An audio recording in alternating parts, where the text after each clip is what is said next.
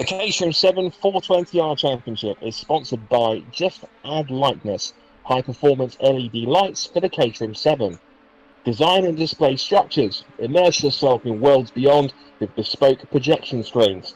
And Avon Tyres, the official tyre supplier of Caterham Motorsport, on track, on road, on Avons. A brand new season of the caterhamracer.com 420R Championship is all set to get underway. After the success of the opening season, whilst we're racing under lockdown, things are starting to get back to a new normal. But just because real racing is starting up again doesn't mean that we're abandoning the successful esports arm of Caterham Racing, because after that brilliant season 1, we couldn't not do a season 2 and to have it more aligned with the real amended calendar for Caterham Motorsport. So the season starts here, as it's due to start in real life in the Academy next weekend at Oulton Park in Cheshire for the opening round of the caterhamracer.com 420R Championship. Hello everybody, Scott Woodwiss and Chris Hutchinson here once again to guide you through all of the action. The cars are just heading out now for their first few flying laps in qualifying to set the grid for what is our two 15-minute races to get us underway for this new season. Chris, good to have you back. Good to have some sponsors on board. I must say again a thank you to D&D Bespoke Simulator Screens and Architectural Features, Avon Tyres and just Lightness. And as we said, even though racing is getting underway, people wanted it back, and we brought it back after with high demand. And I think the 420R series might get a little more intense now there's some championship points on offer, and also should be some fantastic racing no matter who comes out on top. Yep, we have the traditional bumper grids all back and ready to get going again. We're starting with the 420Rs, and like you mentioned, we're actually aligning with the real Caterham Motorsport season, so this is really good practice for all these guys. Now, next weekend, basically, the Caterham Academies are going to be at Oulton Park racing around. So the 420s aren't going to be there, but next Tuesday we've got the Academies racing around here, and it's great practice just to sort of get used to the track, see what racing happens, and how everything how everything unfolds. But it's great to be back. We've got a new setup on the 420R as well, Scott, this season to hopefully get it even more sort of realistic to how it handles in real life. Excited to be back. It's good to be talking to everyone again. Absolutely, and again we must say a big thank you to two people who have been very key in putting these cars together. It was Jaroslav Cherny, who not only has been helping with developing the physics and the setups of these 420Rs and even Academy cars, but of course he's also racing in the series going forward tonight. And also for Ben Obro, who has been working hard, of course, once again behind the scenes to put together all the skins that you see here, not just in season 1 but getting them prepared for season 2, to making sure these cars are as close to the real things that they'll be racing in a couple of weeks' time, very close. Of course, the real 420Rs, which is now called the Caterham 7 UK Championship, they will start at Caterham Park, which will be our next venue, if I'm correct, after Oulton Park. But of course, we have got the 420Rs here tonight. This time next week, as Chris mentioned, we'll have the Academy cars out, and that is ahead of their opening real world round at Oulton Park on Saturday, July 18th. And we had the great news that MSB are allowing, I think it's limited spectators, to their venues, including Oulton Park, from July 11th, which means that if you do want to come down and watch these cars in person around the circuit, provided you're able to pick up a ticket, you should be able to do so. And hopefully, Chris, these guys will be able to show once again why Caterham racing is so good, both not just in esports, but also in the real world, as both you and I can very much attest.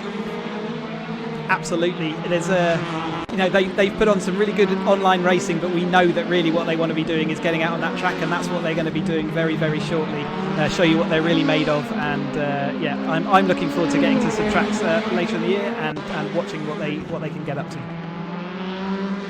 So let's look at the qualifying session then. 8 minutes to go in this timed session. Of course, what will happen is the grid will be set for race 1 by the qualifying times for this race, and I believe it's a partial reverse grid, if I remember correctly. It was only a few weeks ago, but partial reverse grid for race 2, if I'm correct. The finishing order for race 1 is the starting order for race 2, so there's no reversing going on. It's just straight up. Wherever you finish in the first race, you will start in the second race. Right. Thank you for that, Chris. Yes, so finish in race 1 sets the grid for race number 2. As you can see, it is, if you remember this series from series 1, whilst we're all in lockdown, it is David Rowe, DPR Motorsport team boss, who is currently on fastest time at the moment. He's only one of the few drivers that has dipped into the 1 minute 50s, and he's on provisional pole position at the moment with a 150.449. Steve McMaster, who was a quick driver in the first series, is currently second quickest, just behind him by about 300ths of a second. Will Rossetti, who was a front runner in the Academy and the Road Sport Championships a couple of years over the last 2 seasons, he's currently third fastest. Double champion James Murphy, fourth, still searching for that one of those first crucial victories. Steve Marley is in fifth position. And there is Jaroslav Cherny, who, of course, as we said, has been one of the 2 key people in helping to develop the setup on these cars and getting them even quicker, with all the feedback that they had for all the drivers that did all the races throughout the first series of this caterhamracer.com Caterham Championships. And the rest of the top 10, we can see Tom Willis 7th fastest from Mark Bennett in 8th, Paul Fernerhuff in 9th, and Tim Van Heet, the Belgian, in 10th quickest. Looking down the rest of the order, there are a couple of new drivers in the field. We've got Christian Zaruta, who is he's not straight to sim racing, but he has popped in to the 420R series to keep his hand in. He has been somebody who's been doing a little bit of esports over the lockdown period, and so he's joined up with the Caterham Motorsport, the caterhamracer.com 420R series.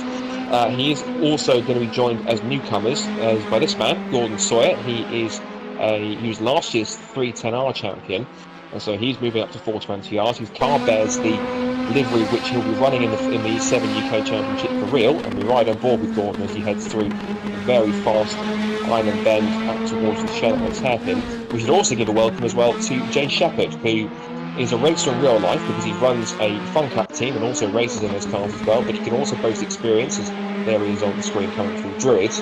He is also experienced, I believe, in cars as daunting as the TBR Tuscan Challenge machine, so a Caterham 420R should be equally impressive. But he has also been doing some sim racing, because he still is, in fact, because he's competing in the Virtual Fun Cup UK and European series, both of those very highly entertaining, as I've watched quite a few of those races, and he's usually up there as one of the top few British drivers on the European scene, one of the top few drivers in and around the top 10. So good to see so many returning faces for this championship, Chris, but also 1 or 2 new names who are familiar to either Caterham circles or racing circles around the UK. It just shows that the spirit of the series that we had in the first incarnation seems to have really rubbed off on most of the drivers that competed, because most of them have come back again, and they seem to be coming back and learning almost an entirely new setup on this 420R to see who can get quicker. But it does seem as though the form but hasn't changed too much, with the same usual suspects towards the front of the field. Yeah, exactly that, Scott. And this is, you should highlight, this is only Grid A. We have actually got a parallel grid who are racing exactly the same time. And later in the week we hope to have a highlights video of their race. So this is actually the top 18 drivers of the 36 that are entered into the championship. They will be fighting for first to 8th place, obviously in the championship for points, and then Grid B will be fighting for 18th place on it. They were busy yesterday pre-qualifying, so we based it on they could set any time any time during yesterday they could set a time to qualify for whichever grid. So the top 18 times through the day got into Grid A, and the remainder were down put into Grid B. So only just under 4 minutes to go then. Still David Rowe on provisional pole and still fastest by 300ths of a second. There is David. He'll be racing from DPR headquarters on their purpose-built simulation rig. And of course, he runs his black Caterham with the green roll bars. He's got one of his teammates, of course, in the field being James Murphy, of course, the driver against the team boss. And they've had some good battles back and forth in the last few races in not just the 420R series, but also the Caterham Academy when we had season 1. But David looks as though he's got some pretty ultimate pace here, and he seems, Chris, as though he's taken lots of lessons from that first season. He's gone away, he's done plenty of practice laps to get himself back up to speed. In terms of getting himself up there and pushing the envelope a little more to try and find a few more tenths of a second, a few more hundredths to get himself close to the front of the field. And granted, there are a couple of the drivers who, whether they are racing the season or not, are not in the season. We haven't got Harry Senior. There's also somebody else who I think I should be remembering, but I can't for some reason. But those drivers not around here. So David Rowe's got a prime chance here to really stamp his authority on the 420R championship very early, and possibly pick up at least one win to put himself towards the top of the table as we begin this second season now with points on the line.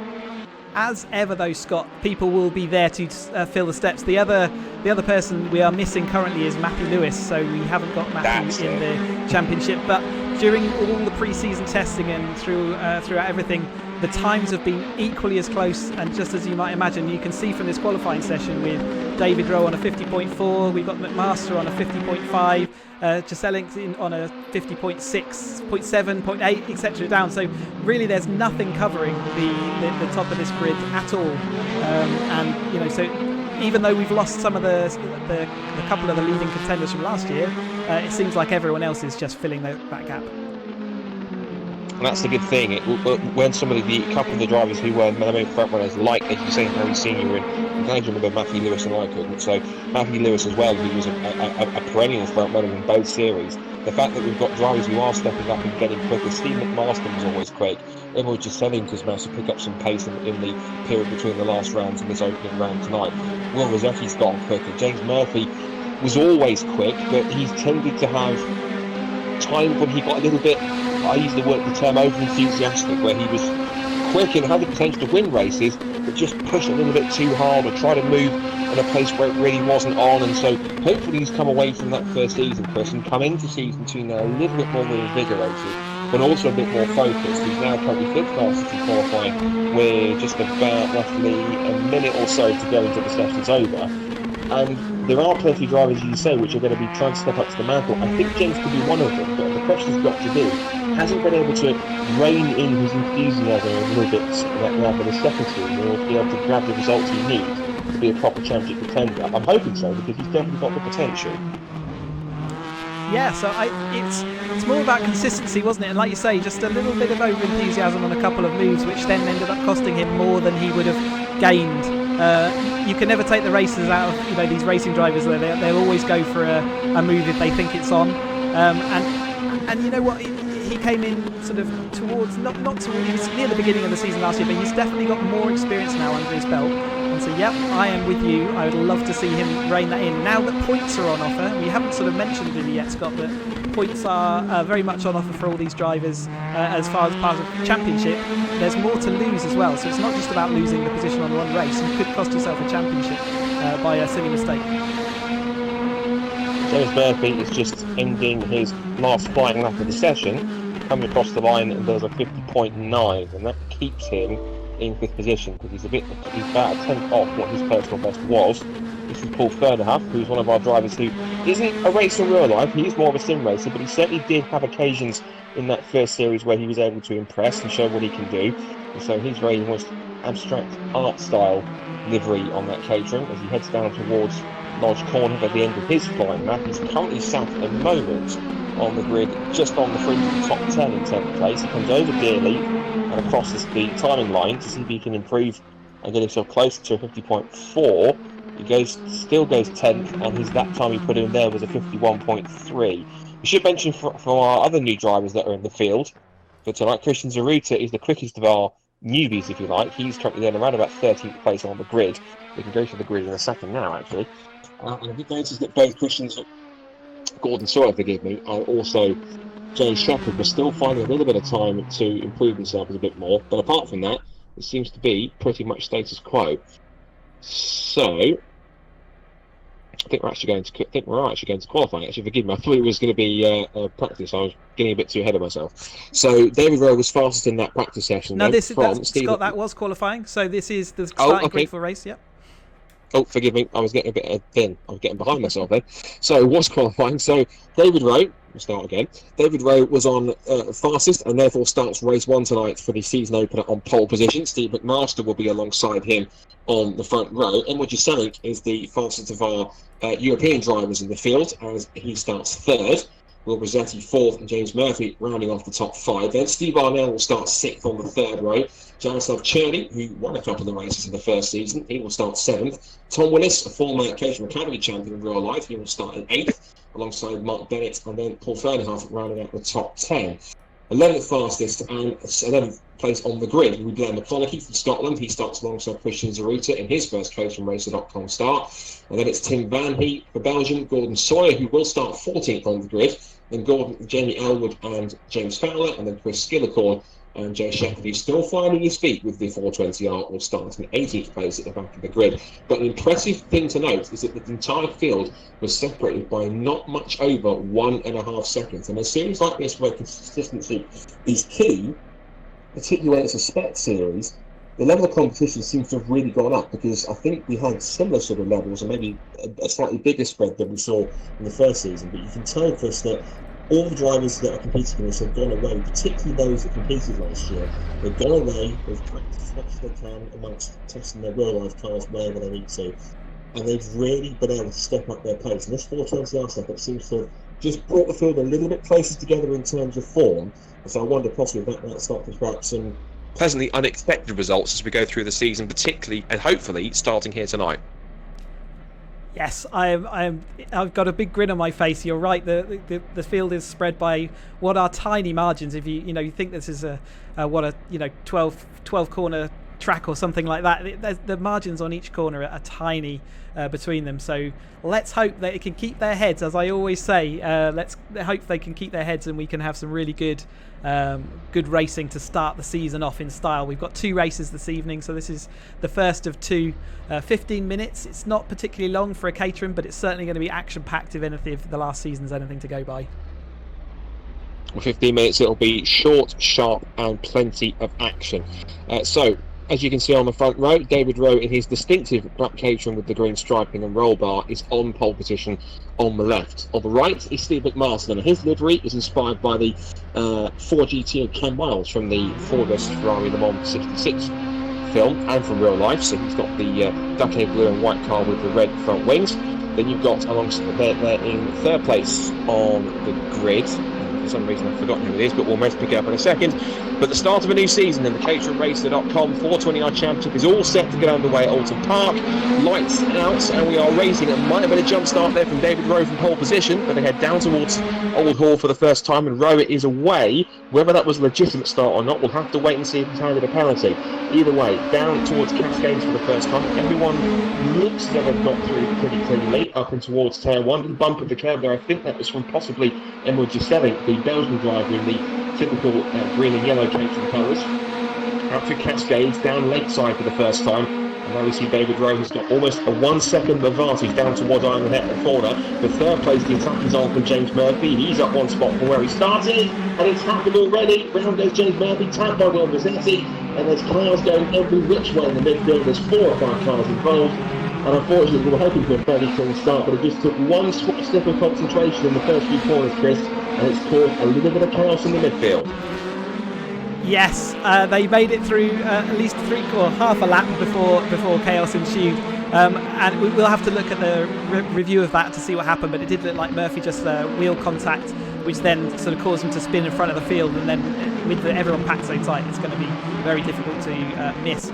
We do run with no damage for this very reason, so that we can actually keep the racing going, and we do trust our drivers to perform well and not take advantage of that, and so it will mean that a lot of the drivers that you did see spinning will still be able to continue, and they will still take part in this race, and they will still win some points. We're still taking part in this race. Is this little scrap going on for third place? Elwood is selling is under threat from one of his fellow European drivers, the Czech Jaroslav Černý, but also behind them you have to give credit, because Christian Zaruta's come through from all of that action to come into 5th place with a cracking start. I think he started somewhere just on the fringes, not just outside the top 10, and he's now really pushed himself up the order into P5 by the end of the opening lap. We're on board with Christian now. We just saw a move there for 3rd place as Černý managed to make a move on Emil Giselle, the Belgian, into Lodge Corner. Now they come through Old Hall to start lap 2. So David Rowe then leads the way by 1.3, almost 1.4 seconds. Whether or not that was a jump start or not, it looked like it possibly was to me, but we'll wait and see what the post-race the post-race investigations come up with. But it's side by side for 3rd place now. You see once again Giselle trying to retaliate to get back past Černý as they come to the island bend, but all this is doing is helping Giroud to just claw in a few more car lengths corner by corner to pull himself into the battle for a podium place. And how sweet would it be for Christian to pick up a podium finish on what is effectively his first start in this championship in the 420Rs. I should mention also that Steve McMaster just in front, he noticed he was a little closer to David Rowe, and he is currently at the moment. That gap has really come down pretty quickly. It was about 1.8 at the end of the opening lap, but now it's down to about 1.1 as Christian Zaruta darts out and has a look. Has a little peek into the braking zone at the Hislop and then Knickerbrook corners. And they're in together now for 3rd place. third, fourth and fifth in a line as Jenny goes a little wide over the curve and on the grass, keeps his foot in and maintains the place as they head up through Clay Hill. So it seems as though the initial advantage that Rowe had, jump start or not willing to determine that, but it looks as though McMaster's found his groove in the first couple of laps and starting to steadily reel them in here, corner by corner, 10th by 10th on this second lap. Yeah, so let's monitor that gap, and in fact, as you say, it's going under a second now, so we will jump to that as soon as we see it, but you can see how much action there is still, even with that incident out the first, halfway around the first lap, there's still a lot of action going on. Interestingly, David Rowe is coming through the pits there, so he has been given a jump start, and he's having to now, he will have to fight back through the field from wherever he comes out. And we've seen this all too often before, haven't we, where David Rowe's made such a great start and just in the opening couple of laps, something happens to hinder his race and he has to fight his way back through the field to get himself into a prime position to score a good result. He's managed to come back out of the pits in, if I have a quick look, well, it's telling me third place, but he must be a little bit lower than that once we go through the sequence of corners. No, maybe not actually. He's managed to inject himself into the battle we were watching previously, so he must have come through the pits extremely quickly. There's Christian Cerruto flying off there as well. Made a mistake going into the island bends, but yes, David didn't cost himself with the gap that he had built over this battle and the fact that Journey and Arasaf were fighting. It looks very much like he's sort of gained his advantage. So Christian must have had a connection issue bug there because he's back right in the battle again. It really is, and so it looks as though he must have built up. And there was a gap of around about 4 or 5 seconds between second and third place, so he had enough of an advantage to come into the pit lane and not lose too much time and therefore too many places as a result. So he's already back up to third place. We should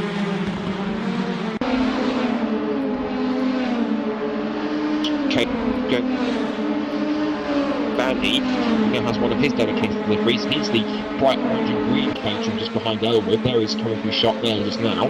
Then you've got Jay Shepherd, who's at the back of the grid. He's up to 8th place, so he was another big benefactor from that first lap skirmish up on the run towards the Shenandoah hairpin. 9th is now Mark Bennett, and 10th is James Fowler. As for a couple of the drivers which fell into a little bit of strife, the two main protagonists in that open initial incident which kicked everything off was James Murphy and Will Rossetti, and they're down in 15th and 18th place respectively. There is James. He's on the back of Blair McConaughey, who was one of the contenders for the...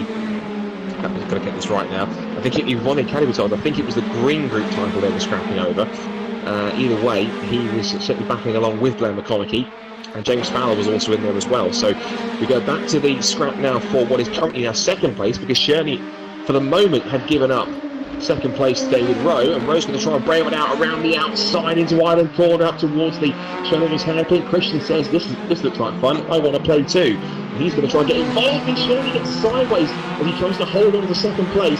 Somehow he holds that drift in a beautiful fashion, and now he's got to try and maintain the position as they hop their way through the chicane.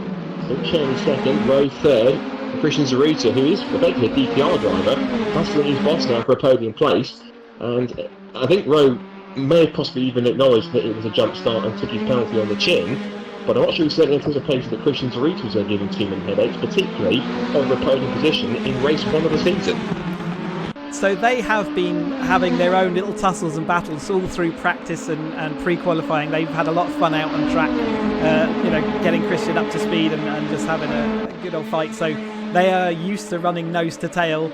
And so this is kind of just back to normal, and like you say, just the twos and fro's of the race mean that actually Christian can be involved and racing. Even though he qualified just outside top 10, you can see that the speed is such throughout the field that you can really maintain battles once the racing begins. I know that in the series he was competing in lockdown in the East Ports Championship he was in. He was up there towards the front and scoring some pretty good results, and he was towards the head of the championship, so I never doubted Christian's racing abilities in real life, but also he's got some pretty potent ability in the sim as well. This is Gordon Sawyer, last year's 310R champion. He's finding his feet in the 420R series, and he's on a bit of a switchback there with Paul Fernhoff, trying to move up the inside. A little too ambitious and ended up giving the place back. So he's now 30 ahead of Chris Skillicorn, who's had his moments in the first series, but not quite on the pace with this new setup in the 420R just yet. Ian Language is back in 14th place. and Will was actually still towards the back of the field now in 18th place, and James Murphy's also dropped a spot to Blair McConaughey, so he's also lost out, and he's down to 16th, so not quite so good for the guys that are towards the front of the field. But we're now coming up to, we've gone past half distance, we've got 6.5 minutes to go, and here is Jamie Elwood in the white and orange colours. I think it's almost like they always look like the Boss racing colours, which like Mark Ryder have driven before, but instead they've got their own machine. And Tim Van Heat in that very distinctive orange and green car in 7th place. Jay Shepherd again, brilliant stuff to pick his way through the opening skirmishes to come from the back of the field to 8, showing his prowess, and he certainly used plenty of that when he was racing in the Virtual Fun Cup series, which is also on Seto Corsa, so we go straight into the platform or the sim. It's a different car to get used to. So 6 minutes to go then, and at the moment Steve McMaster, Chris, has just absolutely checked out with an immediate lead of 6 seconds over this very hot scrap over second place. It's not finished yet because Jenny's having a dart up the outside to have a look at Rowe and almost trying to push him through the corner. But with Zaruta and Gisela Corsa in the mix, this could be a very spicy 5.5 minutes left to go here, with 4 cars contending over 2 podium places. Yeah, it's building very nicely, isn't it? And it's actually, the battle is growing because we've got Giselle actually joining the back of this battle, and we've also got Jamie Elwood, who we were watching just a moment ago, just coming through the screen now, and he's a highly experienced sim racer and Caterham racer. He's won many championships in Caterham cars, and he looks to be trying to catch up with this battle. And he's bringing Van Hee along for the ride as well. With 5 minutes to go, it's looking like everything is really hotting up for this position 2. Steve McMaster's suffering, as all leaders do when they're just running away with it, by not getting a shot at being on screen. But we've got to look at this battle, right? We do, absolutely do. You talk about Jamie Elwood, as you say, he's been racing wheel-up Caterham since the year 2000. In that time between then, in that sort of almost 20-year period, he's won 8 championships, which is absolutely stunning. And he was champion, last time he was champion, I believe, was 2018. So certainly knows what he's doing behind the wheel of both the real and the virtual Caterham. He's taking to the 420R series very quickly indeed, up in P6, ahead of Tim Van Hee, who also had his moments in both the 420R and Academy series first time around. And those two are in their private battle, but you just know that the further on they start to push, and you've heard these 4 continue to battle as Zaruta goes wide there, and he's often disappearing from the circuit, and he's having 1 or 2 possible connection and lag issues, I think, but he's popped back into where he should be in 4th place. You just know that if these 4 continue to squabble and fight amongst each other, it's only going to bring the cars behind into play to start closing in on them. We've seen it so many times. And this will certainly over their cause. It's Jenny again on the outside, but he's tagged the back of David Rowe. Under braking, off the road goes the DPR machine. Back onto the track he goes, but he's dropped all the way down to 5th position, and now he's going to come under threat from the aforementioned Jamie Elwood with Tim Van Hee in tow. Just looked like to me, Chris, as though I think Gerard Sanchez might have just slightly misjudged his braking there. I certainly don't believe he intended to tag David at all. But unfortunately, the consequence of it is that now Cherney is in 2nd place, Rose down to 5th, and we've now got a bit of an interesting battle here, both for podium places and also the final top 5 spot. Yeah, I don't think that anything they're deliberate, like you say, and with a little bit of connection issue there shown by Christian, maybe there's a few bubbles that on the server as well that these drivers all have to contend with. You don't really have to contend with that in real life, do you? But in simulator racing, that is part of what you have to contend with. Yes, I very much everyone comes and joins our service on the understanding that they won't ever do anything deliberately to sort of advance their race, and yeah, David's had a very eventful time so far, some of its own making, and that one obviously just a bit of wheel-to-wheel contact, but he can't afford to sort of give up on that. He's got to keep pushing on because all the every single position is an extra point in the championship. And what he needs these 3 cars in front to start to close up a little bit more and to fight amongst each other. So not only can he get back into the battle for 2nd and 3rd place, but also he might start to bring both Elwood and Van Hee back into the mix as well. So we could be seeing a 6-car scrap for podium places from 2nd down to 7th as they come over Clay Hill in towards Druids for, I think, the sort of 2nd or 3rd to last time. There's only 2 minutes 15 on the clock on my screen, so only enough time for roughly, I'd say, probably only even, looking at the gap between 1st and 2nd, probably 1 more lap, I think the Master will cross the line probably before we get to 1 minute 50. might even get 2 more laps at this rate. As McMaster crosses the line, I think it will be 2 more laps, because it's a 1 minute 50 lap time for McMaster, which is effectively around qualifying pace. And so he may well get this and 1 more lap to go. I think he'll cross the line with about roughly 6 or 7 seconds to go. So I call it as the penultimate lap. In second place, and he's managed to pull out a gap of nearly a second over Christian Zaruta, who in turn is trying to get away from Elwood Giselink. But the Belgian in 4th place is keeping that gap to around about 4 or 5 tenths. They were side by side last time at this very spot on the run down Lakeside towards Island at Bend. So let's see if Giselink's got anything left in the tank here with about 2 laps to go. Through Island Bend, David Rose still hovering around in 5th place. He's 1.3 seconds back from 4th place, but he's managed to pull away slightly from Jamie Elwood. So Elwood and Van, not really able to keep pace with the DPR boss, partly because David Rowe managed to stick the car in pole position in qualifying, Chris, but also I'd say due to the fact that those two are embroiled in their own battle, scrapping over 6th. It does seem like Van Hees just trailing Elwood at the moment, and does look like he potentially could put a move when he considers it to be the last lap. I think the most likely move that we were seeing was going to be Giselink on Sharuta, but that now has spread out, and Sharuta's caught right back up again with Cherney. So if things are sort of moving about on every single corner at the moment, the gaps are just slightly larger than you might want, but with 1 lap still to go, you know that one mistake's can make a big difference at this point.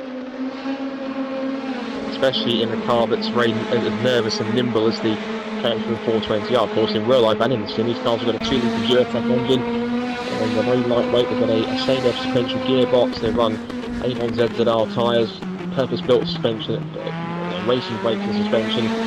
So these cars really do act like proper thoroughbred machines. They're not the evolutions of the Academy cars. They're a completely purpose-built machine for the top level of Caterhams. We are on to the last lap, so Steve McMaster has crossed the line before we got to 0. So 1 more tour around the Oulton Park International Circuit. And McMaster leading the way by 8.2 seconds at this point, with Cherney in 2nd place, Nick Sharuta in 3rd, Giselink 4th. And David Rowe has caught up to the train now. He is just about on the tail of Giselink as they come up through Cascades. As you mentioned, Chris, Vanity seems to be pretty content with sticking behind Jamie Elwood here, so 6th and 7th, touch wood, appears to be sorted at the moment, but that can all change in the blink of an eye in one corner of either one of them make a move. Jay Shepherd is maintaining 8th place after starting from the back, and Tom Woodwiss and James Fowler, 2 riders who saw a lot of each other on track in the Academy group last year, currently 9th and 10th. Through the chicane for the last time, and David Rowe is in the mix there. He's not too far away behind Giselink. He needs to possibly seize an opportunity here if Giselink starts to make a last pass move onto Roots and starts to get held up. They head through Hislops and into Nickerbrook, and Cherney have the hold on 2nd place at the moment. Doesn't look as though he's going to use it just yet, but it's never over until we get to the checkered flag. So out of Nickerbrook and over Clay Hill for the last time. This is the deeper push into Reset, looking back at Giselink, and David Rose having a look. He's sniffing around the rear end of the Belgian up towards the right hand of Druids. And he's having a look at the inside, and something went too deep, and Rose has an opportunity up the inside, and they will be side by side towards the final corner. Speaking of which, we should go back to our leader, Steve McMaster. We'll be heading towards the checkered flag any moment now. Up to the line, it is win number 1 of the season to kick off his accounts with Steve McMaster. A victory at Oulton Park in race 1. Now for 2nd place backwards, who's it going to be? It's Cherney in 2nd. Zaruta gets 3rd. It is Rowe who fights back to 4th after his jump start put him into a drive-through penalty. 5th for Giselink, 6th for Elwood, 7th for Van Heet, so the Belgian couldn't quite get past the multi-time Caterham champion in the end. 8th place for Jay Shepherd, very commendable result for his first night racing in the 420Rs Championship. And it's 9th for Tom Willis and 10th for James Fowler. Chris Skillicorn will finish in 11th place. Then Gordon Sawyer in 12th, Glenn McConaughey 13th, Mark Bennett, Steve Arnell, and then Will Rossetti. I'm sure would have felt he could have got a little more from that race, as I'm sure would have Paul Fernahoff and James Murphy. Of course, it was Murphy and Rossetti who started towards the front of the field, but couldn't quite make it stick in the end. So, there's your first result of the season, and it's the first points on the board and the first victory for Steve McMaster. He takes win 1 in race number 1 in the 420R Championship. Jaroslav Cherny also kicks off his account with a healthy amount of points with second place, and Christian Zaruta also picks up his first podium on his debut weekend of the championship. Then it's 4th for David Rowe, 5th for Emil Jaselic, 6th for Jamie Elwood, 7th for Tim Vanhey, 8th for Jay Shepherd from the back of the grid. Then Tom Willis and James Fowler complete the top 10. 11th place for Chris Skiller-Corn, 12th for Gordon Sawyer on his first appearance in the championship. Not bad from towards the back of the grid. Blair McConaughey in 13th place. Then Mark Bennett, Steve Arnell, then Will Rossetti, Paul Vernehuff, and James Murphy after starting towards the front, wishing what could have been. Well, I think if you wanted an opening race that had plenty of action, I think we were given it, Chris, because that was certainly a lot of high-speed drama from start to finish, and even the pollsters who couldn't escape a little bit of controversy and incident. And it did throw up an interesting winner, but I think, to be fair, with the promise he'd shown through season 1, Chris, I think Steve being a victory in a nice way isn't so much a surprise, but it's definitely a good way to kick off his season 2 account, at least now with scoring points towards the championship. Yeah, there was definitely some dust to be kicked off, wasn't there? There was the rough moments, but and with David again, he's got form about jump starting at the beginning of a race, and he did it again. Didn't cost him too much today, just because of his raw pace, and he has had some really good raw pace. But McMaster overall, obviously the consistency there paid off. 8 seconds in front by the end is no mean feat against this field. But the battle was definitely for second all the way through there, wasn't it? With Christian Charusa just putting in a great performance to get that debut podium. That's something to write home about, isn't it? That's great stuff. I think I just mentioned that I mentioned earlier that damage is off on our servers, but it can be that if the accident is big enough, you can still have some defects to your car that, and it might well be that James Murphy and Will Rossetti had issues that they then couldn't recover from. So that might be explain why they sort of stayed at the back. But yeah, some really good racing to kick the season off, and hopefully we'll have some more of that in race 2. We've got to do it all again. We will. It's not too long until the cars are starting to be formed up onto the grid, and they will be able to show us what they can do. Of course, the grid is formed by the results from race number 1, which means that it will be Steve McMaster on pole position with Jaroslav Cherny alongside him on the front row. I will give a quick reminder as to where you can catch the action from Caterham Racing in the real world, because of course we are mimicking pretty much this amended calendar from this very strange 2020 season, given everything that's gone on throughout the year so far. And so the season for Caterham Motorsport is set to start next weekend on Saturday, 18th of July, at this very circuit in real life, Oulton Park for the Academy. Now normally they would start with a sprint event, but of course because previous events had to be stopped and cancelled and Motorsport UK postponed any racing until the beginning of this month, it meant that they had to change things up a little bit with the calendar. So 18th of July is where you'll see the Academy out first of all at Oulton Park. Then they will join the rest of the collective, shall we say, in Caterham Motorsport, with the road sports, the 270Rs, the 310Rs, and the 7 UK Championship, which is effectively these 420R cars at Cadwell Park. They'll then head off to on 22nd, 23rd of August. Cadwell is right at the beginning of August, 1st and 2nd. Then it's Brands Hatch Indy, 26th, 27th of September. And then the final race for the Academy is going to be 17th and 18th of October at Dines Park. But it's not the final Caterham Motorsport action, because we will see them out at Snetterton on a one-day thrash on October 31st. So it might be Halloween, but hopefully no spooks for the title contenders there on that final round. So plenty of good circuits and good racing yet to be done in the real world. But as we get ready for the second race here tonight, there's still plenty of action coming in the esports world as well, particularly after what we had in race 1. Yep, here we come with the lights. I'll let you call the start of the race, Scott. So, is it going to be 2 from 2 from McMaster from pole, or is somebody else going to manage to pick their way through? And are we going to get through to race 1 and lap 1 in all in one piece without an incident? Let's find out as the lights go out, and race number 2 of the caterhamracer.com 420R Championship is underway. It looked like it was a clean start from the front row, and Sheldon tries to beat McMaster away from the line. He goes round the outside of the race 1 winner and holds on to the lead to come out of Old Hall towards Cascade. Zaruta wants second place as a couple of cars go wide. I think that was both Rossetti and McMurphy again running wide in the exit of turn 1. And McMaster, the pole sitter, has gone down to third because he's been passed also by Christian Zaruta. He's got David Rowe on his tail, and also in there is Jaselic. He's under threat from the white and orange Caterham of Jamie Elwood. So down the back straight of Lakeside into Island Bend for the first time. and it is Cherney who leads the way into the shadow of hairpin. Second was Zaruta. Race 1 winner McMaster is third, and behind you see they just said it was under threat from Jamie Elwood trying to go around the outside. And this time, finally, Tim Manny trying to do something he couldn't do in race 1, and that's get past Elwood. Can he do it early doors into the chicane? The answer to that question is no. So the top 4 already trying to break away on doors here. We've got Cherney, Zaruta, McMaster and Rowe in one line together. And Rowe wants redemption for his false start in race 1. He wants to get up there and possibly go for the victory. And they file in one after the other through the Hislop chicane. This great static sort of aerial shot here, watching the cars filter their way through. As we watch them exit out of Knickerbrook and up towards Clay Hill at the end of the first lap. So Cherney has the advantage here. One car running a little wide there in the background, but he manages to gather it up and carry on. No one's tumbling down the timing screen from what I can see. So unlike the first lap of race 1 so far, Chris, touchwood, everyone appears to be behaving themselves relatively well. But at the same time, they're all looking pretty hungry for a good result here, and we've already got a group of 4, almost make that 5 cars battling for the lead, because Shushelik has not only got past the white and orange car Jamie Elwood, he's very quickly trying to catch up to the top 4 as we end the opening lap with Cherney in the lead. I think you put the commentator curse on Chris Skillicorn, who actually had a trip through the gravel trap just as you were talking about everyone behaving. So I'm sure he'll be thanking you later, Scott. But yes, everyone does look relative to control. Jamie Elwood drift out wide, and we also saw Gordon Sawyer drift out wide. I think it's worth mentioning actually that Gordon only picked up his simulator a few days ago, or a couple of weeks ago, and really is just new to all this. So it's really good to see him fighting, and he actually made some really good progress at the beginning of this race.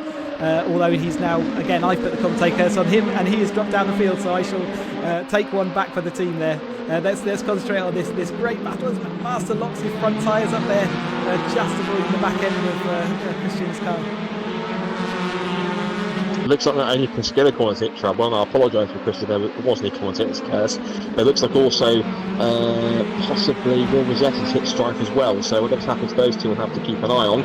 Meanwhile, that was a switch of positions with Tom Willis having a good start. He's up to 6th position, so he's picked his way through from what was around the bottom of the top 10 up into P6, so he's passed Elwood, who's swarming all over the back of Vanny here as the positions are reversed, and now it's Vanny that has to do the running away here. He's the hunted rather than the hunter, and he's really been giving a work over here by Jamie Elwood, the multiplication champion, and just behind him that was Mark Bennett who got chucked up. I think Elwood was trying to go up and contact the phone here, and Elwood buried and Elwood sort of stuck to the side there from but that's going to put him down a couple of spots in the order as he recovers. But now we come to the end of the second lap, and you can see as the Zaruta is really putting the pressure onto Cherney here.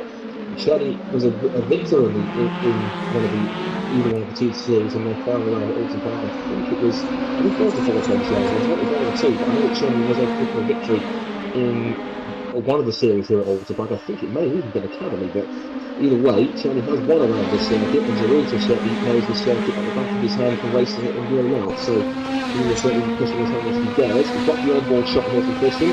That's his virtual avatar, so to speak, working the wheel as they come up through Cascades and file their way onto the lakeside straight, past the big break on the left-hand side, and now the sprint towards Ireland and then Cheryl's Hampton. So Zaruta trying to work over Cherney pretty quickly here in the opening couple of laps, Chris, and it's certainly trying to give him as much pressure as he can, but I think Zaruta would love to pick up on his first night in the championship, a victory to try and put himself towards the top of the points early doors.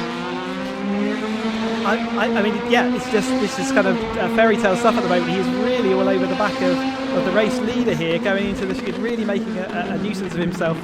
So what a great performance. So far as Cherney catches a curb and nasty bounces him up in the air. He landed okay, just a little nudge and off we go again. So making the sprint towards Hislop, you see McMaster's also closed back in here to try and keep up with the leading package. We've already hit 1/3 distance, so how time flies when you're having fun in a 420R race. And out of Knickerbrook, the top 5 are all together, because Shushelik is right there on the tail of Rowe as they come over the crest at Clay Hill, underneath the bridge, and then up towards the right-hander at... Let's see if that's Druids. Yeah, it is Druids. I've almost got the corner there for a second.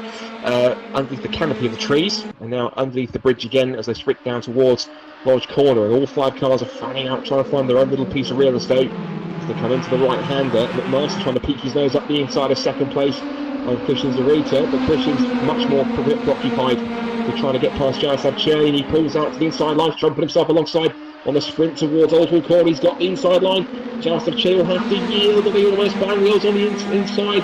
As up the inside goes Christian Zaruta. Here comes McMaster with a great one off the corner. He passes Cherney as well. He's going to go for the lead on the outside of Christian Zaruta. He's got his nose in front down towards Cascade, and he has got in front into the lead. So a cracking move, capitalising on a little bit of wayward passing there between Christian Zaruta and Jaroslav Cherney. Both cars got offline, and McMaster capitalising straight away. But look what it's done now. It's brought both David Rowe and Elwood setting into play. I have to say, Chris, as this battle continues on, I think we wanted fireworks for our first night back. We're certainly getting it right now. Yeah, but McMaster's gone off wide. They've just got a bit of wheel clash going on there. They do all survive it, and this is I can't tell you how difficult it is to manage all the scenarios that are going on in these drivers. They've got to manage the cars in front, they've got to one from behind, and they've also got to make sure they keep driving at the same time. But McMaster, showing some class there, taking advantage of the battling going on, and just a prime example of how, if you choose to go alongside and try and battle someone, then you are going to be slow out that corner and giving the following cars that advantage. David Rowe, whilst you were mentioning that sequence, has actually managed to make it up to third place just about. He managed to hold off for a retaliation as Zaruta. I think that's one or two bits of lag on his screen, so he will, I'm sure, pop back onto the screen as he goes. There he goes. A little bit of a lag spike there for Christian, but he's holding on to second place. He hasn't suddenly disappeared through the grass and defied the laws of physics, but into the right-hander at Druids they go once more. We're coming up to half distance now with Rowe into third place on the podium. Cherney trying to put that right here as they come down the outside into Lodge Corner, and McMaster trying to pull away as much as he can in Zaruta to a second, third, fourth and fifth. We're all starting to close up a bit more here as now it's Emil Jasenic's turn to go on the attack of the Czech driver Jaroslav Cherney up into the Oulton Corner, and Jasenic looking for that switch back. Cherney parks his car on the apex with a tiny tap of bodywork there, nose to rear end, and the rest to survive it. And Jasenic trying to put himself alongside into Cascade. He's on the outside line, which will give him a long way around the left hand at the bottom of the hill. And holds on to the position for the time being, and now Jasenic will have the inside line if he can put himself alongside quick enough for Iron Ben. He's going to have to complete the lead before they get the shot off, which is a right hander. And Jasenic does in fact get through. I think Shelley might have possibly obliged there and let him pass for the time being. Now puts the Czech driver on the outside into Shelley's hand, and they go side by side. Cherney's been sideways there once this evening, but he holds on to the position. He's now at the back of the crocodile in fifth position. But now towards the front, I can see David Rowe is certainly approaching one of his drivers, Christian Zaruta. And the pair of them aren't necessarily, Chris, that we might see McMaster get away. He's still in there, 3/4 of a second ahead, and both of them are starting to reel him back in as we come towards the final 5 minutes. Yeah, it's been quite a contrasting race for him, hasn't it? From the sort of under control, breezing away into a nice victory in race one, and then suddenly back down to earth with a bump as you have to actually, trading punches left to right and centre with all these drivers. And you can see how the two following this little group here for the lead, the two battling is costing them time, and they have to make a decision now. Do they want to get back involved in this race, or do they want to keep their battle? So it depends what they think their speed is, but that neither of them are going to want to give up this battle easily. That battle for fourth place is still raging. I can see Jasenic and Cherney still can't get away from each other as they're scrapping over the last couple of top 5 spots. I think there was a little bit more leg spike there from Christian Zaruta as he was drifting off the grass there, but he's kept his momentum going. He's only half a second away. Look at that in terms of lap time.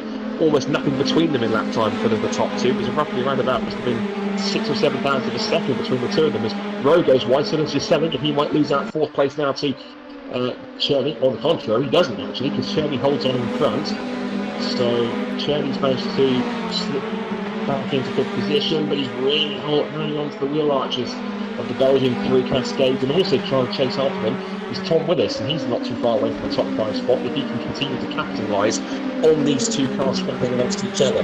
We're into the final 5 minutes of the second race right here in Group A of the caterhamracer.com 420 Championship. There is a championship, so you can score points, and Cherney will take some more if he can complete this pass on to Senna on the run towards the Britain chicane, the first of 2 that got put in several years ago into the first of the chicanes. And also closely you can see Tom Woodwiss, one of last year's Academy champions. He's just sailing up to the rear of these two. They'll make the sprint down towards his slots for the end of another lap. Here's the onboard shot looking down the bonnet Willis, and he's just watching these two Caterhams, these two very colourful Caterhams, scrap amongst each other. It's the typical almost Team Lotus style, or Lotus 7 coloured green and yellow machine of Avon Tyres, the Belgian. He's back in the Czech driver, Jaroslav Černý, in the all-red colour, and Černý fancies another murky peaks out to try and take forward position back again from Tyres into Druid. So they'll try and get the undercut here next in onto the short straight towards Lodge, and Willis fancies the chance here also. When he comes to the inside line, side by side, more so the second place they're going at it, because Gibraltar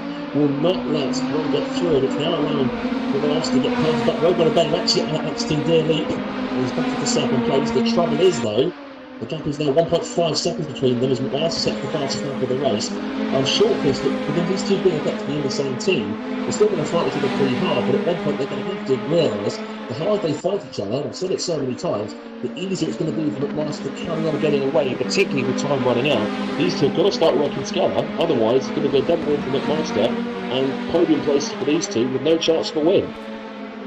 The problem is there's only 3 minutes to go, and the gap is already at such a level that as we see a bit of contact there, David Rowe getting shoved out wide there, and can he actually bring it back onto the second? Just checking he's survived it. He has, but Christian did make that move back through. And behind them we can see that they're also going side by side. Tom Willis could benefit here, and maybe Černý obviously will gain a benefit. But yeah, you could be absolutely sure, obviously the race has developed now, but those two would not be working together at this point. They would be wanting to get that final podium spot, especially with that gap to McMaster. It is a crucial time in the race, that's for sure, as they head up towards Hislops once again, with only roughly around 2 minutes and 40 seconds left on the clock here. Front by side with third, he's trying to go into Hislops, goes to second,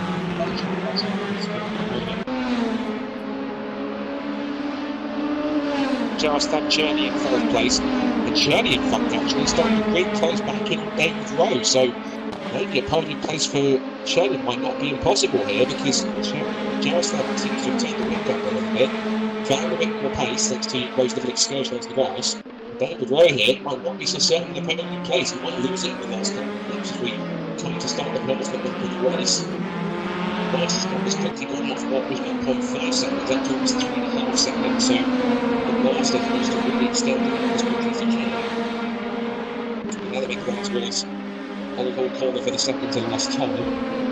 So again, McMaster on the penultimate lap, 3.3 seconds is the margin as Sarita runs a little wide, but he holds on to second place for the moment. Third for David Rowe, but the question has to be, how much longer is he going to stay there? But if you just sense the opportunity that Jaroslav Černý is starting to realise here, and Avon Tyres in fifth position, sixth for Tom Willis, seventh for Paul Fernhoff, eighth for Tim Bamby, ninth for James Murphy towards the back of the grid, so he's got a little bit of progress throughout this race, and then 10th for Jay Shepherd, so he's stayed around the top 10 after starting in 8th. And you've got Gordon Sawyer, James Fowler, Glenn McCulloch, and Jamie Elwood after he was near towards the front of the field. He's just lost 14th place to Steve Barnell, so not quite the more positive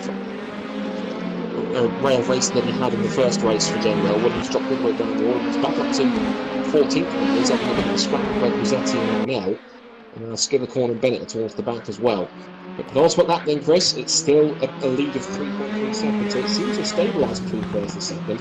And I'm just keeping an eye on that scrap for third, because I sense that something's going to kick off any moment now between those two. The fact that Rowe has got Černý on his tail, I suspect the Czech driver fancies him the podium here, if he could possibly steal it, with just under a lap to go. Yes, it's definitely again spicing up as we come towards the end of this race. Like you say, one lap beyond the end of this one to see who it's going to sort out. As soon as he got away from Jaselinc, he was able to really close in on David. So David's had some speed throughout the season, through the pre-season testing, but in the races, it all comes down to that consistency over multiple laps, and we've seen in the past that Černý is that person who's very consistent as he pulls to the outside. Can he make the stick round there, Scott? He's going for it. He knows it's now or never. 1 lap to go, and he's got limited chances left to get himself onto the podium for race number 2. He'll try and get the undercut on the exit to pull himself alongside, but Rowe's putting that car right in the middle of the road and getting very defensive. He holds the racing line into Cascades, but still Rowe maintains the position, and Černý stays on his tail. Jaselinc seems to have been dropped here, and in turn he's dropped Willis, so those two seem to be relatively comfortable in 5th or 6th, provided nothing happens here and they don't benefit from any kind of last lap incident. Let's hope that doesn't happen, but we'll wait with bated breath here as Charlie continues to hassle Rowe here into Channel's hairpin for the last time. He's right underneath the end of his roll cage here as they come towards the first of the two chicanes at Britain's. Lead gap is 3.6 seconds between McMaster and Giroud. He's right there in the what I call the British GP Special, which is the white, black and fluorescent yellow car. Here's the onboard shot from Cherry, but there's the target he's got. David Rowe, third place, DPR team boss. Going towards Hislops for the last time, under brakes, punching down that Sailor sequential gearbox, and I think possibly the Rowe finishing deep into the first apex there of Hislops, because it's just brought Cherry a little bit closer. Even if only a fraction, and he might get a bit of a tow up the hill through Clay Hill under the bridge and towards Druid, but he's running out of opportunities. They've got about roughly 2 more corners to make a move here. And Shirley's right there. Remember, these two actually went side by side in the last lap round this very corner last time by, battling for position. But I think Shirley, unless he comes from a long way back, he's not going to make it stick. As they're into the final corners for the last time, Shirley with a last gasp dive, but it's not going to be enough. But the head of the field, it will be 2 from 2 for Steve McMaster. He heads to the checkered flag, and it is a perfect double for Steve McMaster to open his accounts with effectively maximum points. Second place for Christian Zaruta, and third does go to David Rowe. He holds off Jaroslav Cherny. Fourth for Emil Jaselic. Fifth for Emil Jaselic, my apologies. Sixth for Tom Willis. Seventh for Paul Ferdinand. Eighth for Tim Van Heet. It's a top 10 finish for James Murphy in 9th, ahead of Joe Shepherd, who gets 2 top 10s on his debut. 11th for Gordon Sawyer, very respectable in his first evening of racing. And it's James Fowler and Blair McConaughey. Jamie Elwood will have wished for more after his race 1 result, and he trickles home in 14th place. And it's Chris Skillicorn, Mark Bennett, and then Will Rossetti, who were the last couple of cars across the line to take the flag. And Steve Arnell, sadly, would not make the finish as he was an earlier retiree from race number 2. So, after 2 incredible races, here is confirmation again of the second race result. And it's Steve McMaster, who eventually went on to win the race from pole position. Didn't have it all his own way. He had to fight pretty hard to try and hold on to the victory. Christian Zaruta takes a well-deserved second place on his first night of racing in the championship. Third for David Rowe. His time will come short for victory. Fourth for Jaroslav Cherny. Fifth for Emil Jaselic. He's been very much improved over the break between seasons 1 and 2. Tom Willis in 6th place, ahead of Paul Ferdinand in 7th. Tim Van Heet in 8th. James Murphy with an improved race in 9th. And Jay Shepherd rounding off a fairly decent opening night for him with 10th place. 11th for Gordon Sawyer, considering his sim was only ready a few days ago. Getting up to 11th isn't too bad. Then it's James Fowler, then Blair McConaughey. Jamie Elwood with a less than satisfactory second race. He finishes in 14th. Then Chris Skillicorn, Mark Bennett, Will Rossetti, and then sadly Steve Arnell, we lost earlier on in the race towards the end with a DNF. So, Chris, I guess on the time we've got a little bit to analyse there, but in the end, the main headline is Steve McMaster is the man to beat, and yes, the likes of Harry Senior and Matthew Lewis aren't here, but take nothing away from the fact that Steve has driven brilliantly all night, and their 2 victories he has very much earned and deserved. And maybe that's an early warning shot to the rest of the 420R competitors that he is effectively one of, if not the main man in form, heading into the rest of the rounds coming up with pipeline in about a week's time or so, 2 weeks' time. Well, you can't ask for a better start, can you? He's in the number 1 car, as we're seeing on screen now, and he's showing that he's putting his bid in to be number 1. He's certainly going to be that coming out of the first race of the season. A really masterful display of just control and patience, wasn't it? You know, he made his move and he made it stick, whereas other people, and in fact, he took advantage of other people, making mistakes. I'm wondering whether he might be available for a chat if you fancy a chat. Yeah, I know you're always pretty keen with your driver interviews. I'm happy for you to have a chat if you can find some drivers, and hopefully Steve is around. We can have a chat with our double winner and see how he found kicking off his account in the 420R Championship with effectively almost a perfect score. So if you can find him, then fire away. Steve, have you got us in the commentary box?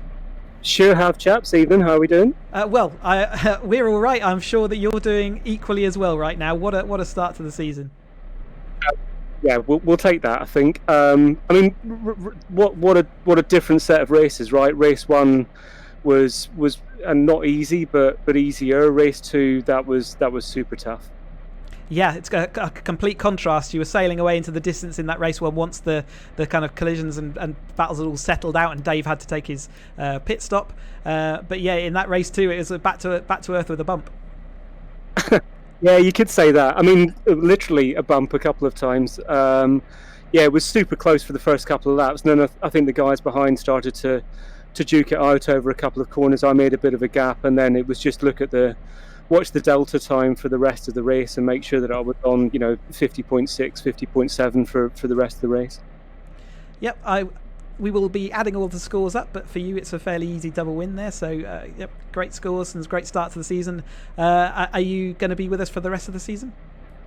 Absolutely, yeah. I think I might miss one consecutive set of races because I'm off on holidays, but other than that I'll be with you for the season, and yeah, fingers crossed. It's going to be a cracking season anyway, so hopefully it starts as we mean to go on.